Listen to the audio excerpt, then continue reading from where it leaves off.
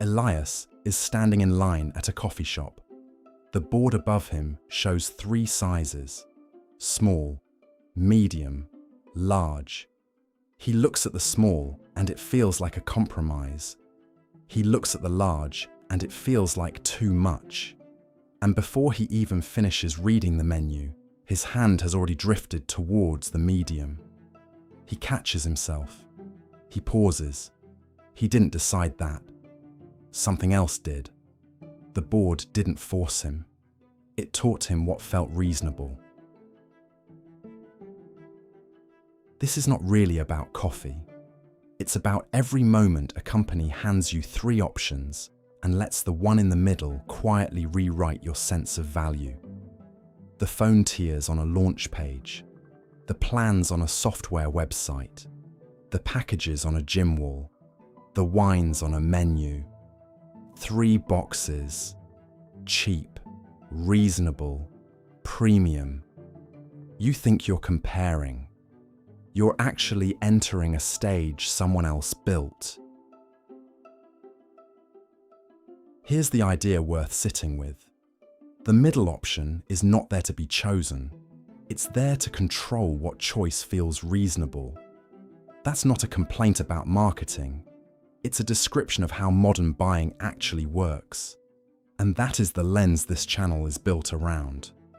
Not just what people buy, but the systems that make one choice feel obvious.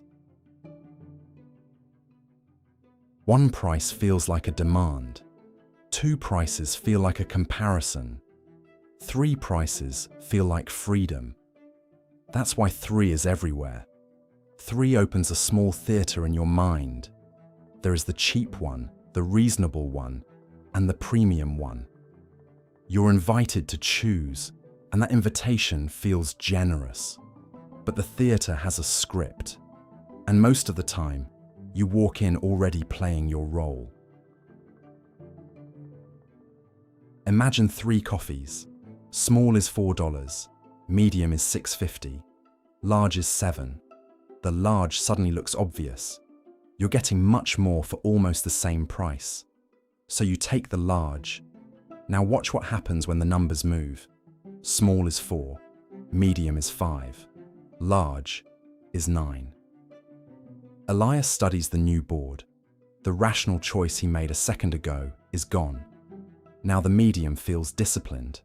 Now the medium feels smart. He didn't get smarter or dumber between the 2 boards. The board changed what reasonable meant.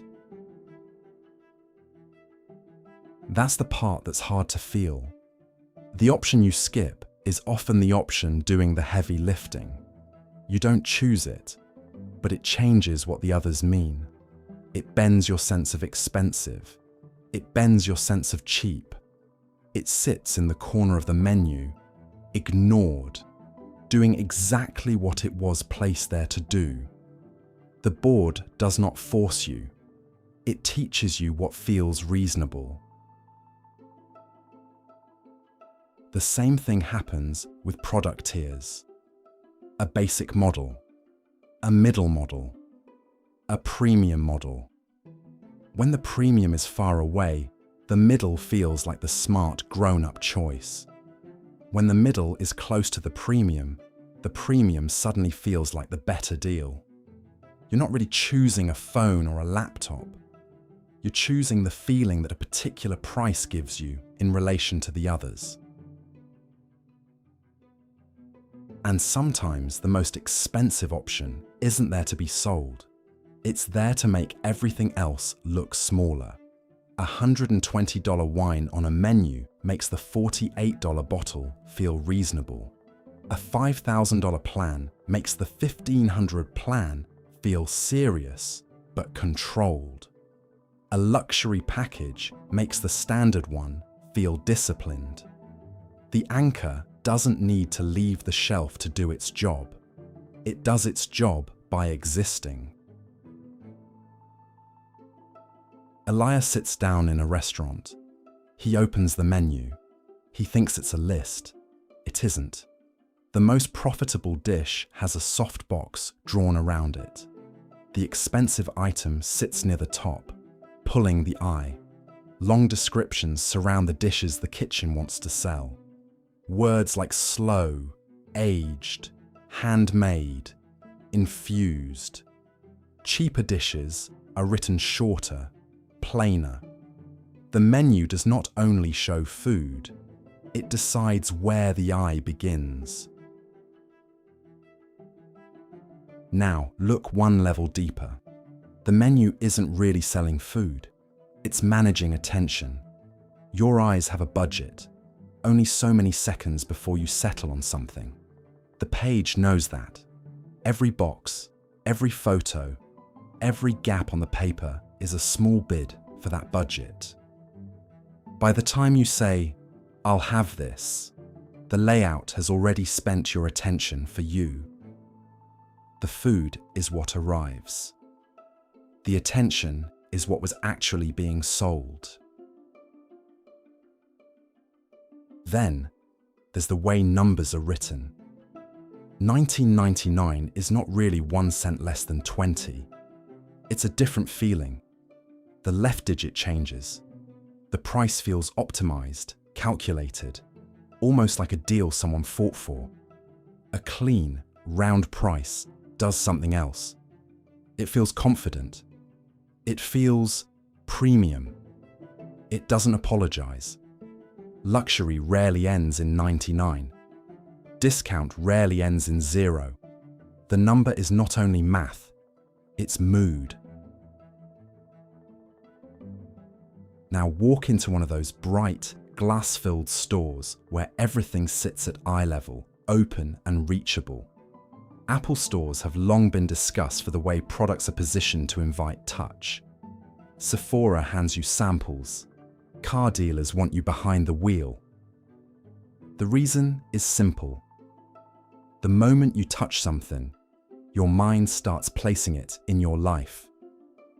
You imagine the photos you'd take, the notifications you'd get, the version of you that owns it.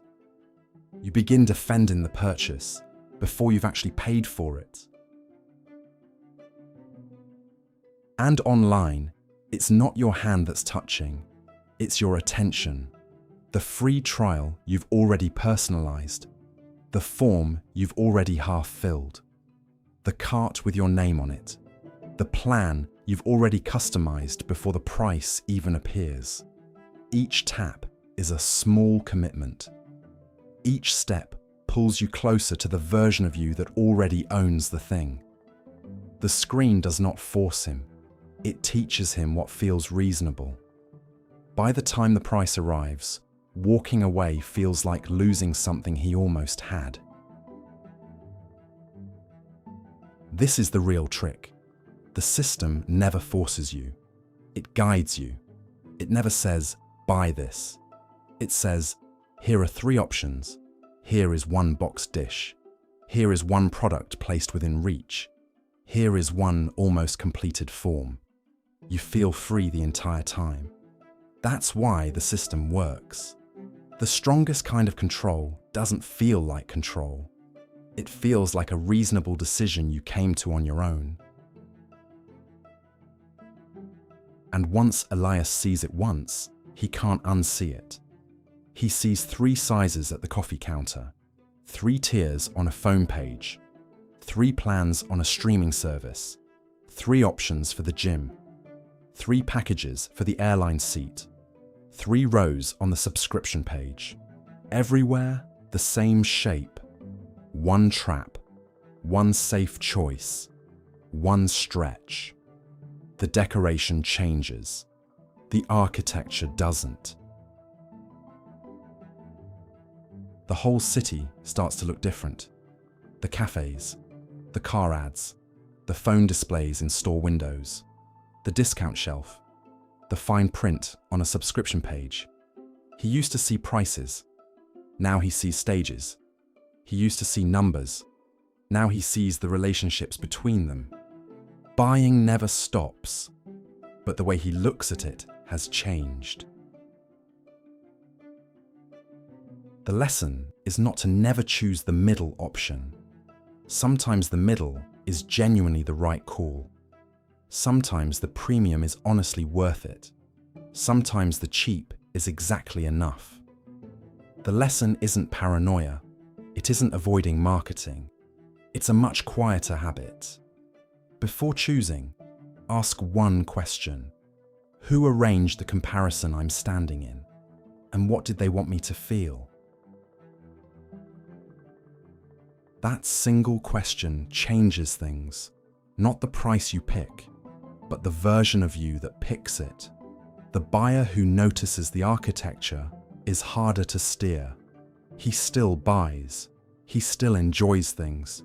He still pays premium when something deserves it. But he stops mistaking the design comparison for a free decision. If this is the kind of lens you want to keep, the Elias principle is here. Not to make the world louder, to help you see what was already there. Elias is back where he started. Same line, same board, small, medium, large. He still feels the pull toward the middle. That doesn't go away. But this time, he notices the pull instead of obeying it. He isn't asking which one is best. He's asking which one was designed to make the others feel obvious. He smiles, just a little. And then he chooses. Not the size the board taught him to want, but a size he actually wants. The board hasn't changed. He has. The middle option may not be the product. It may be the steering wheel.